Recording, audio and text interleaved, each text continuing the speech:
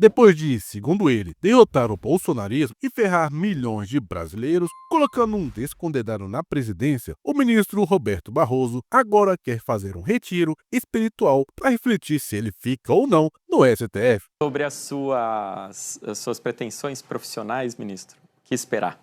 Tem muito político aí interessado aí em vaga no Supremo, não dá para deixar de perguntar, né? Não, ô Vitor, eu já disse isso e vou dizer com toda a franqueza. Quando minha mulher era viva ainda, já estava doente, eu tinha um ajuste com ela de sair depois da minha presidência e aproveitar ainda um restante de vida que ela pudesse ter para a gente passear e, enfim, eu ter mais atenção para ela, que a vida no Supremo absorve demais. Essa motivação eu já não tenho. Nesse momento, eu vou ser muito sincero para você, eu vou fazer um retiro espiritual no final de outubro, eu não consegui sair antes. De quanto tempo, ministro? Uma semana. Uma semana? Uma semana. E aí eu vou decidir. Eu sou feliz do Supremo, tenho uma relação bacana com os meus colegas, gosto do meu trabalho. Às vezes tenho a sensação de já ter cumprido um ciclo.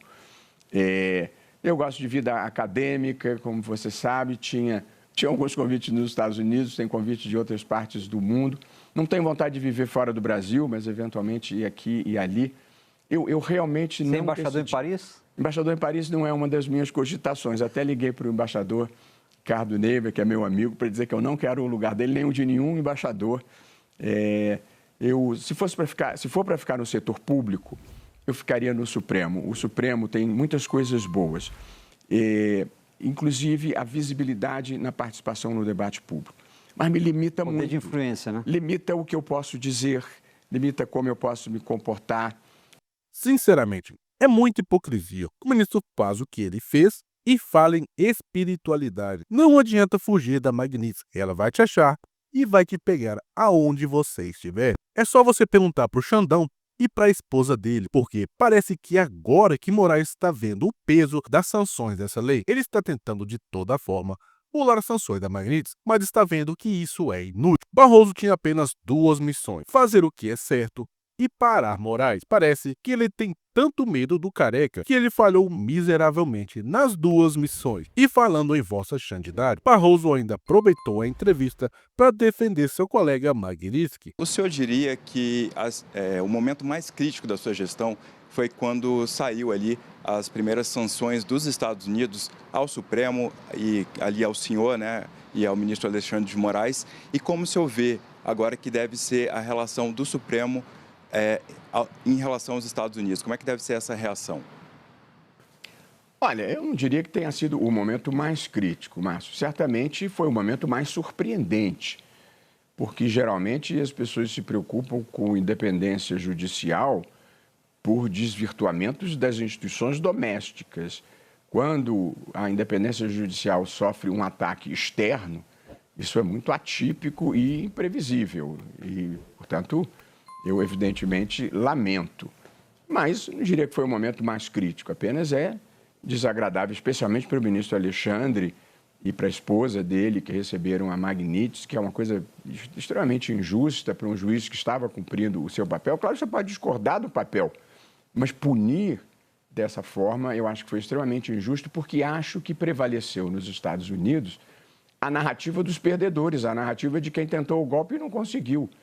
E, portanto, eu acho que a diplomacia brasileira e os empresários brasileiros estão tentando desconstruir essa narrativa equivocada e desfazer essa injustiça que penalizou não só o Supremo, mas boa parte do empresariado brasileiro com todas essas tarifas.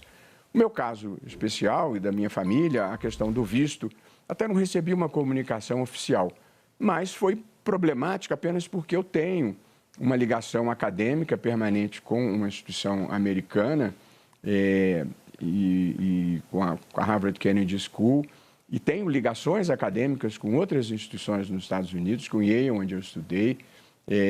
Então, eu tinha um compromisso em Stanford agora em novembro, tinha um em Yale em setembro que eu não fui. Portanto, não é que não me faça a diferença, faz, porque eu tenho ligações acadêmicas, tenho amigos queridos no país. Agora, eu fiquei chateado, me preocupo com a Magnitsky, que não é irrelevante, não trato nada com indiferença, mas não deixei de fazer nada do que tinha que fazer, inclusive sentar ao lado dos meus colegas no momento da proclamação para dizer: o presidente está aqui com vocês apoiando o tribunal. De modo que eu sou um jeito kantiano. Na vida, a gente deve cumprir bem o próprio dever. Os resultados você não tem controle.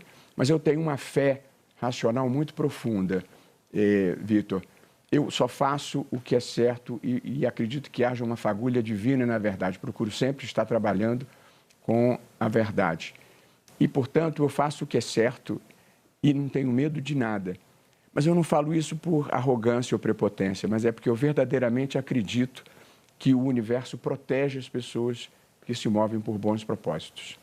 Pois é, eu não entendo o medo que esses ministros têm do Moraes. Eles preferem tomar uma Magnitsky no lombo do que ir contra o Careca. Se ele tivesse feito apenas as suas obrigações, ele não estaria nessa situação. E provavelmente ele conseguiria sair do STF numa boa e ninguém nem mesmo ia lembrar que ele já existiu. Mas ele preferiu fazer ativismo político do que cumprir as suas obrigações. Agora, de qualquer forma, se tem alguém que está adorando toda essa situação, é o descondenado presidente Luiz Bebácio Lula da Silva, porque agora sim ele vai colocar mais um colega no STF. E se o negócio já estava ruim antes, imagina agora com mais um ministro político alinhado com o desgoverno e que atropela a democracia em nome da democracia. Não é à toa que muitos brasileiros estão fugindo para o Paraguai. Para nós que ficamos, só resta orar.